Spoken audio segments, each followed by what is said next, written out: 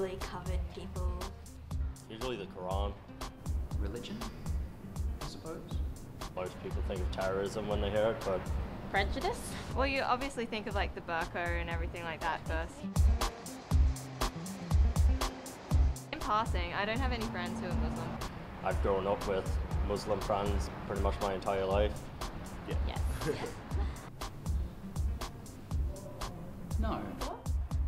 Yeah, I have lots of Muslim friends. I'm actually Muslim myself.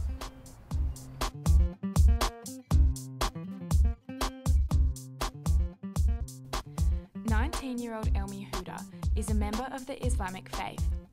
Originally from Rockhampton, she is studying medicine at the University of Queensland and lives on campus at Grace College.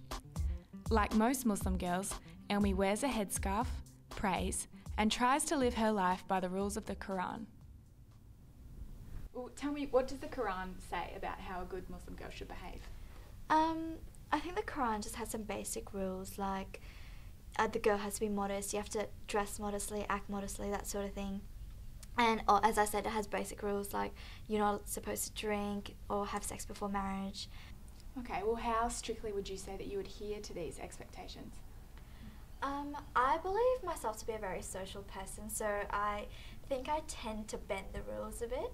So I do adhere to strict rules like not drinking and that sort of thing, but going out, I like my pretty cocktail dresses and that sort of thing. So I try to modify everything to sort of suit what I want to do. Would you smoke, for example? Yeah, the Quran doesn't strictly say that you can't smoke. Well, why do you choose to wear a headscarf then? When I was younger, I did go to a Muslim primary school for a while, and just being in that environment, I felt comfortable making the change. But I could have chosen to stop wearing it, but I just find that it gives me something to sort of hold on to, something to go back to sort of thing, keeps me grounded. Do you find that that ever affects people's opinions of you when they meet you? I have asked my friends, like who I have become friends with, like what was your first impression, and they always say, you know, when I first met you, all I could see was the fact that you wear a headscarf. But once we get talking, once they get to know who I am, you know, they just get past it, so it's fine. Okay. So, what are your thoughts on the way that the media portrays Muslims?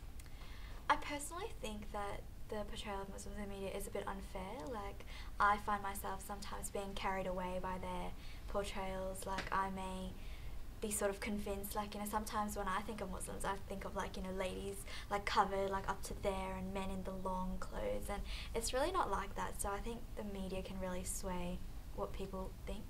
How would you compare your lifestyle to that of your non-Muslim friends? Can you detect a difference at all? I try not to be as wild. I try to have some rules for myself, but like I think we do the same thing, we go to the same parties. I just don't drink, but I think I have equally as good a time, even, you know, I might be having a better night than them. But yeah, no, it's good. And you're like some sort of social convener at Grace College, is that right? Yeah, I'm on the executive committee, so we organise a lot of social events just around the college. Have you got any big social events coming up? We have a lot of balls coming up. I'm doing medicine at the moment, and we have our med ball coming up next week, which is really exciting. I've got a dress all picked out. Oh, do you want to show me? Oh, okay.